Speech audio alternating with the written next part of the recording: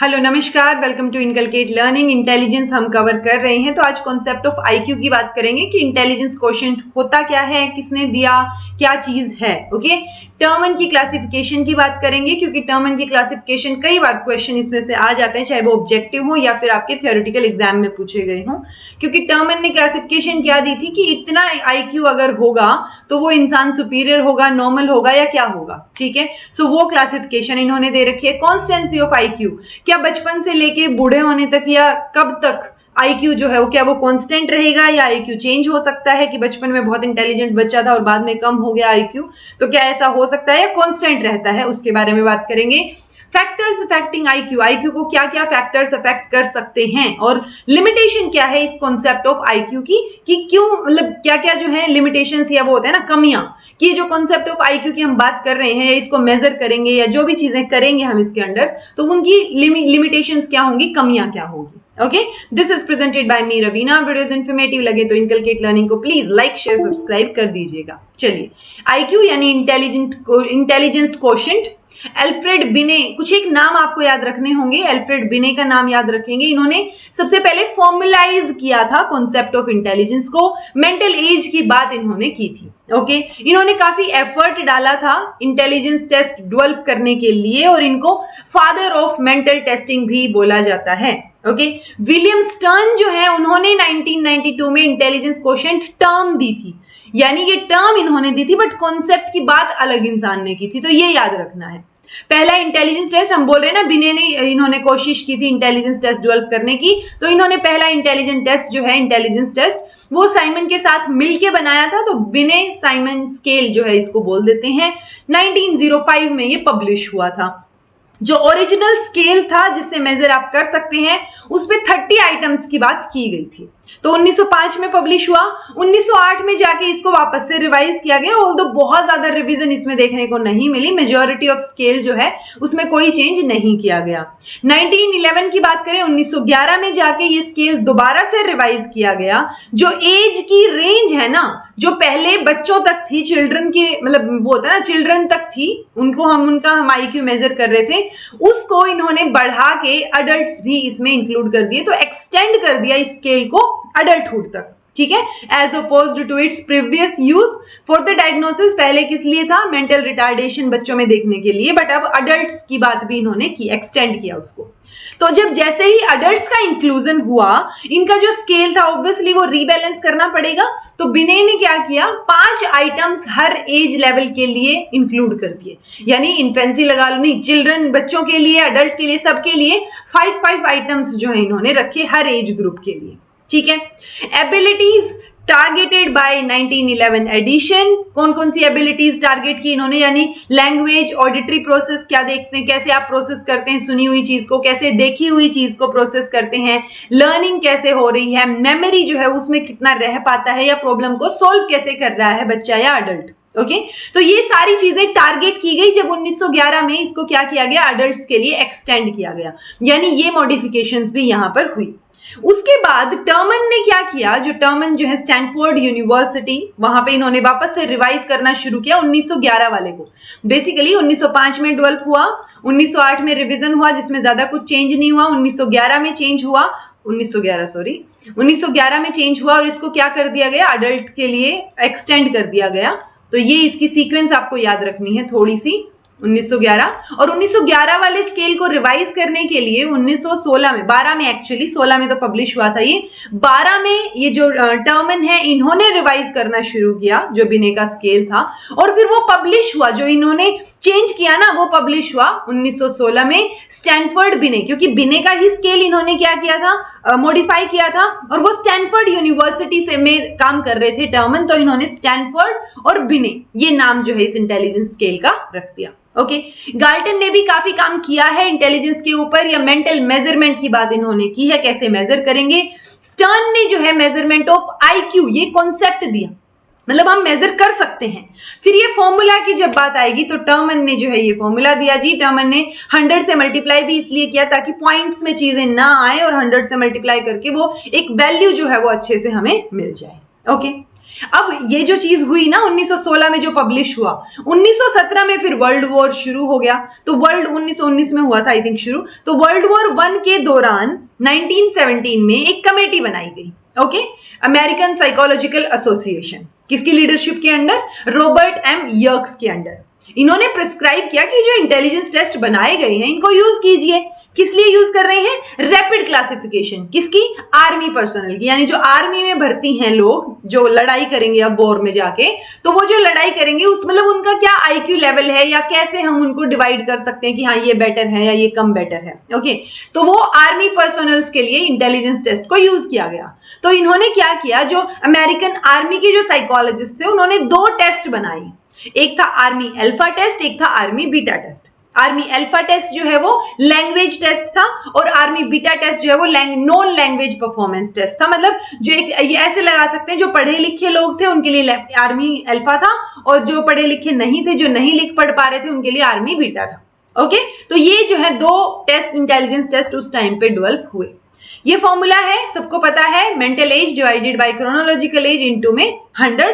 Mental as कौन सी होती है? जो आपके दिमाग की चीज है। मतलब मान लो मैं फोर्थ, जैसे वो था ना 3 इडियट्स में कि वो 10वीं क्लास के क्वेश्चन सोल्व कर रहा है बच्चा और वो है कितना 7 साल का है मान लो, ओके। तो 7 साल उसकी क्रोनोलॉजिकल एज हो गई, 10 साल उसकी मेंटल एज हो गई, इनटू में 100 ऐसे रहेगा ये। अब इसको डिवाइड कर देंगे, मल्टीप्लाई कर लेंगे, ओके। तो मेंटल एज मतलब आप दिमागी तौर पे किस लेवल, कौन सी एज आपकी, आप कितने लेवल तक के क्वेश्चन सोल्व कर सकते हैं। और क्रोनोलॉजिकल एज मतलब जितने आप जिए हैं, जो आपकी एक्चुअल एज है उसकी बात हो रही है, ठीक है। अब टर्मन ने एक क्लासिफिकेशन दी, ये जो आईक्यू का फॉर्मूला हमने बताया इसके तहत उन्होंने आईक्यू निकाला और इन्होंने फिर ये 0 से लेके 140 या उससे ऊपर तक की एक क्लासिफिकेशन दी कि इतना अगर आईक्यू है तो वो इंसान कैसा होगा। अगर ये 140 से अबव है आईक्यू तो जीनियस है वो इंसान, बच्चा या इंसान।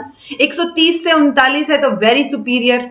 120 से 29 है तो सुपीरियर। कई बार इनको भी अरेंज करना आ जाता है, कई बार आपको डायरेक्ट ये आईक्यू देके पूछ लिया जाता है कि क्लासिफिकेशन टर्मन के अकॉर्डिंग जो है कौन सा जो है कैटेगरी रहेगी, ओके। तो वो आपको याद होनी चाहिए ये टेबल। अबव एवरेज 110 से 119, 90 से 109 नॉर्मल और एवरेज है और मोस्टली पॉपुलेशन जो है अपनी वो इसी में लाई करती है, ओके। 80 से 89 बिलो एवरेज। अब नीचे जाते जाएंगे तो वो डलनेस इंक्रीज होती जाएगी, जैसे ये बॉर्डर लाइन और डल हो गए, ये मोरोन हो गए।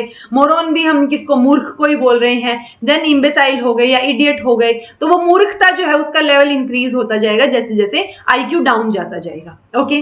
अब ये तो टर्मन ने दिया आईक्यू के बेस पे कि अगर किसी इंसान का आईक्यू इतना है तो ये लोगों की क्लासिफिकेशन एक तरीके से कि वो जीनियस है, सुपीरियर है, एवरेज है, क्या है, ओके। गैरेट ने क्या किया, उनकी एक बुक थी गैरेट के ग्रेट एक्सपेरिमेंट्स इन साइकोलॉजी। इसमें इन्होंने ये क्लासिफिकेशन तो दी ही कि कितने आईक्यू पे कितना होगा, उसके साथ साथ इन्होंने परसेंटेज भी दी कि कितनी पॉपुलेशन, मतलब अगर पॉपुलेशन 100 है, ठीक है, तो उस 100 का 1.5% ही क्या होते हैं, वेरी सुपीरियर होते हैं, जिनका 140 से ऊपर आईक्यू होता है। जबकि टर्मन ने 140 से ऊपर वालों को जीनियस बोला था, उन्होंने थोड़ा सा और ब्रॉड क्लासिफिकेशन दी थी बट इनकी थोड़ी सी कम है। तो ये क्या बोल रहे हैं, 140 से अबव वेरी सुपीरियर, 120 से 139 सुपीरियर, 110 से 119 ब्राइट स्टूडेंट है, 90 से 109 एवरेज। ये एवरेज सेम है यहाँ पे भी, ठीक है। और ये देखिए एवरेज में ही सबसे ज्यादा परसेंटेज है, यानी अराउंड 50% आप लगा सकते हैं कि 100 में से 50 लोग तो क्या होते हैं, एवरेज ही होते हैं, okay. 80 to 89 dull and backward, 70 to 79 very dull, और 0 से लेके 69 सारे के सारे जो भी हम मोरोन, फीबल जो भी बोल रहे थे, ठीक है, इम्बेसाइल, इडियट, वो सारे के सारे फीबल माइंडेड में इन्होंने इंक्लूड कर दिए, ओके। तो ये चीज आप देख सकते हैं कि वेरी सुपीरियर कम है, देन कम कम कम, ये सबसे ज्यादा है, फिर कम होते जाएंगे। यानी बिल्कुल एक्सट्रीम केसेस जो है वो कंपैरेटिवली हमेशा कम ही रहेंगे। ये बुक का नाम आप याद रख सकते हैं। अच्छा, डिस्ट्रीब्यूशन आईक्यू का अगर हम जनरल पॉपुलेशन के ऊपर लगाएं तो उसमें से ये जो बेल शेप्ड कर्व है हमारा नॉर्मल प्रोबेबिलिटी कर्व, ये आपको देखने को मिलेगा कि अगर ये 100 है आईक्यू, जो हम एवरेज की बात कर रहे हैं, उसमें मेजॉरिटी जो है वो लाई करेगी। जो बहुत जीनियस है, जिनका आईक्यू बहुत ज्यादा है या जिनका बहुत कम है, वो यहाँ पे कंपैरेटिवली कम दिखाई देंगे आपको, ओके तो ये जनरल डिस्ट्रीब्यूशन है, मतलब आईक्यू का डिस्ट्रीब्यूशन जनरल पॉपुलेशन पे। अब मैंने आपको बताया था कॉन्स्टेंसी ऑफ आईक्यू, यानी बचपन से लेके क्या एज, मतलब सारी जितनी भी एज ग्रुप होगा, कि मान लो मैं 4 साल की थी तब और अब मैं 26 की हूं तब, सेम रहेगा आईक्यू, वो चीज बताना चाह रहे हैं हम। तो इंटेलिजेंस कोशेंट जो है किसी भी इंडिविजुअल का, वो फेयरली कांस्टेंट रहता है। हम ये नहीं कह रहे कि कांस्टेंट रहता है, फेयरली कांस्टेंट, यानी अराउंड एंड अराउंड सेम ही रहेगा। ऐसा नहीं हो सकता कि बच्चा पहले डल था और सडनली ब्राइट हो जाए, ऐसा नहीं होगा, अराउंड एंड अराउंड सेम रहेगा। इसका प्रूफ क्या है कॉन्स्टेंसी का? That one comes from the fact कि जो डल बच्चा है वो डल अडल्ट में ग्रो होगा, जो ब्राइट बच्चा है वो ब्राइट एडल्ट में ग्रो होगा। ओके लेकिन अब जो नए रिसेंट स्टडीज आ रही हैं वो बोल रही हैं कि थोड़ा बहुत चेंज हो सकता है, और वो चेंज बोल रही है 10 पॉइंट्स तक का चेंज हो सकता है।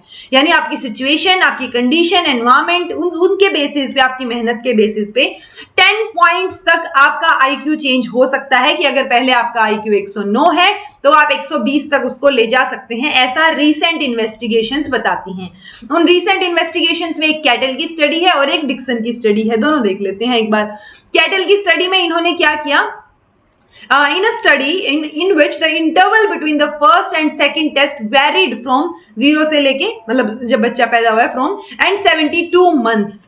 तो इन्होंने यहाँ पे फर्स्ट और सेकंड टेस्ट में कितनी वेरी करते हैं, मतलब मान लो मैं हूं, मेरा आईक्यू टेस्ट किया जाए और फिर कुछ टाइम बाद मेरा फिर से आईक्यू टेस्ट किया जाए, तो फर्स्ट और सेकंड टेस्ट के इंटरवल को जानना चाह रहे हैं। तो कैटल ने पाया कि जो एवरेज चेंज है ना वो 5 पॉइंट से ज्यादा नहीं है, मतलब अगर पहले 109 आ रहा था तो वो 110 हो गया होगा, ठीक है, 111 हो जाएगा, तो वो बहुत ज्यादा चेंज नहीं देखा, तो 5 पॉइंट तक ये चेंज की बात कर रहे हैं। डिक्सन की जो स्टडी है उन्होंने क्या किया, 288 स्टैनफोर्ड बिने एग्जामिनेशंस जो है उन्होंने करके देखे, विद एन इंटरवल 1 महीने से लेके 3 साल के बच्चों के बीच में करके देखे उन्होंने फर्स्ट और सेकंड टेस्टिंग में। अब वो पहले जो टेस्ट किया था फिर दोबारा जब टेस्ट किया तो उन्होंने ऑब्जर्व किया मीडियन की चेंज क्या हो रहा है, 5.1 पॉइंट से लेके चेंज हो रहा है, ठीक है। 0.9 जो है वो कोफिशिएंट ऑफ कोरिलेशन है, यानी हाई कोरिलेशन है। ओके सो कंक्लूजन यहां से निकल के आता है कि आईक्यू जो है वो चेंज हो सकता है। अगर एक्सट्रीम फिजिकल या मेंटल सिचुएशन से आप सफर नहीं कर रहे हैं तो बहुत एक्सट्रीम में चेंज नहीं होगा, अराउंड एंड अराउंड 10 पॉइंट्स तक चेंज हो सकता है। अगर कुछ एक्सट्रीम फिजिकल या मेंटल हेल्थ पे इश्यू से आप सफर कर रहे हैं तब फिर एक्सट्रीम चेंज आ सकता है। जैसे मान लो किसी का एक्सीडेंट हो गया, बहुत ब्राइट बच्चा था, लेकिन एक्सीडेंट के बाद जो है उसका ब्रेन पे चोट लगी और वो बहुत डल हो गया, ठीक है। तो एक्सट्रीम फिजिकल और मेंटल हेल्थ सिचुएशन अगर इश्यू है, उसके अलावा मतलब इसमें आप एक्सट्रीम चेंजेस, आपको अबनॉर्मल चेंजेस देखने को मिल सकते हैं, अदरवाइज 10 पॉइंट्स जो है वो ऊपर नीचे हो सकते हैं, उससे ज्यादा चीजें चेंज नहीं होंगी, कांस्टेंट ही रहेगा। अब कुछ एक फैक्टर्स हैं जो आईक्यू को अफेक्ट करेंगे, क्योंकि अगर 10 पॉइंट चेंज हो सकता है तो वो 10 पॉइंट के चेंज कौन कर रहा है, अफेक्ट क्या कर रही है चीजें, तो एजुकेशन अफेक्ट करेगी जी। ज्यादा पढ़ा लिखा इंसान जो है उसका कंपैरेटिवली ज्यादा आईक्यू देखा गया है। सोशियो इकोनॉमिक कल्चरल फैक्टर्स जो है वो भी अफेक्ट करेंगे, कि मान लो सोशियो इकोनॉमिक या कल्चरल लेवल पे आप बेहतर नहीं है या सोशल नहीं है, बहुत ज्यादा रूम में रहते हैं, आइसोलेशन में रहते हैं, तो आइसोलेशन में रहने वाले बच्चे जो है उनका आईक्यू कम पाया गया है। ओके होम एनवायरमेंट जो है वो कैसा है, अगर क्वालिटेटिव होम एनवायरमेंट है, बहुत अच्छी क्वालिटी है आपके घर के माहौल की, तो इंक्रीज हो सकता है बच्चे का। मतलब इनको बोला गया है कि अगर सुपीरियर माहौल है तो बच्चे का आईक्यू भी सुपीरियर ही होगा। अगर इंफीरियर माहौल है, लड़ाई झगड़ा होता है, बहुत चीजें होती रहती हैं, कुछ ना कुछ, जैसे ड्रामा होता रहता है ना टीवी सीरियल्स में रोज रोज, वैसे ही ड्रामा कुछ चलता रहता है, तो उस वजह से जो है वो आईक्यू कम होने के चांसेस हैं कि माहौल अच्छा नहीं है। अर्बन वर्सेस रूरल एनवायरमेंट में भी फर्क देखा गया है कि अर्बन में जो है वो कंपैरेटिवली ज्यादा आईक्यू देखा गया है as comparison to rural environment के। ओके ऑक्यूपेशन में भी इन्होंने चेंजेस देखे हैं कि ऑक्यूपेशन वाइज भी आपका आईक्यू जो है वो चेंज हो सकता है। जैसे जो आर्मी अल्फा टेस्ट था, जो कि लैंग्वेज टेस्ट था, यानी पढ़े लिखे लोगों के लिए था, जो बोल लिख सकते हैं चीजों को, ठीक है, उन्होंने वो क्या इंडिकेट करता है कि engineers, lawyers, teachers, business executives या डॉक्टर्स, इनका हाईएस्ट स्कोर देखा गया है। ओके उससे नीचे देखा गया है बुक कीपर्स का, फोटोग्राफर्स का, या फिर ये पुलिसमैन का। देन सबसे लोअर कैटेगरी में देखा गया है बार्बर, लेबरर या फिर फायरमैन। इन लोगों का आईक्यू, तो ये क्या है, ऑक्यूपेशन जो है वो, उसकी वजह से भी आपका आईक्यू जो है वो डिफर मिलेगा, चेंज मिलेगा। तो ऑक्यूपेशन भी एक फैक्टर हो जाता है जब हम फैक्टर्स अफेक्टिंग आईक्यू की बात करेंगे। तो ये कुछ एक फैक्टर्स थे 5 के 5, इनको ध्यान रखिएगा। अब हमने इतनी सारी चीजें पढ़ी, कुछ ना कुछ तो कमी होगी ना, एज आई यूजुअल से कि चांद में भी दाग होते हैं, तो वो हर चीज में कोई ना कोई कमी तो होती है, कोई चीज परफेक्ट नहीं होती। तो जो आईक्यू हम टेस्ट कर रहे हैं किसी भी टेस्ट के ऊपर, वो कंप्लीटली रिलायबल नहीं होता, क्योंकि कई बार होता है कि अगर एक इंसान का आईक्यू हमने सेम टेस्ट से नंबर ऑफ टाइम्स टेस्ट करके देखा तो वो अलग अलग आईक्यू भी आने के चांसेस होते हैं, ऐसा जरूरी नहीं कि सेम ही आए हर बार। ओके तो कोई भी टेस्ट कंप्लीटली रिलायबल नहीं हो सकता, मतलब आप इंसानों पे भरोसा नहीं कर सकते टेस्ट, तो फिर वो भी एक वो क्या होता है, निर्जीव चीज हो गई। ठीक है, IQ is not the quantity of persons intelligence, यानी हम ये नहीं बोल सकते कि आईक्यू इतना है तो वो हमने क्वांटिफाई कर दिया पर्सन की इंटेलिजेंस को, हम क्वांटिफाई नहीं कर सकते उस चीज को। Change in environment, IQ change कर सकता है, तो ये भी इस आईक्यू के कॉन्सेप्ट की कमी हो गई। ठीक है, हमने बात की ना, एजुकेशन, एनवायरमेंट, ऑक्यूपेशन, सारी चीजें अफेक्ट करती हैं, तो वो अफेक्ट होके चेंज भी तो हो सकता है, राइट, तो वो कंप्लीटली रिलाई उसके ऊपर नहीं कर सकते। गैरेट और कुछ एक लोगों ने बैड एनवायरमेंट की वजह से ये दिखाया है कि 5 से 10 पॉइंट का चेंज हो सकता है, अगर खराब एनवायरमेंट है ना तो बच्चे का आईक्यू डाउन जा सकता है 5 से 10 पॉइंट तक। ओके तो आई होप आपको कॉन्सेप्ट ऑफ आईक्यू कंप्लीट समझ आया होगा शुरू से लेके लास्ट तक। अगर फिर भी कुछ समझ नहीं आया तो कमेंट करके पूछ लीजिएगा। This was all about today, thank you so much for watching. Be happy, keep smiling, subscribe to Inculcate Learning because it is absolutely free, and be consistent in your efforts.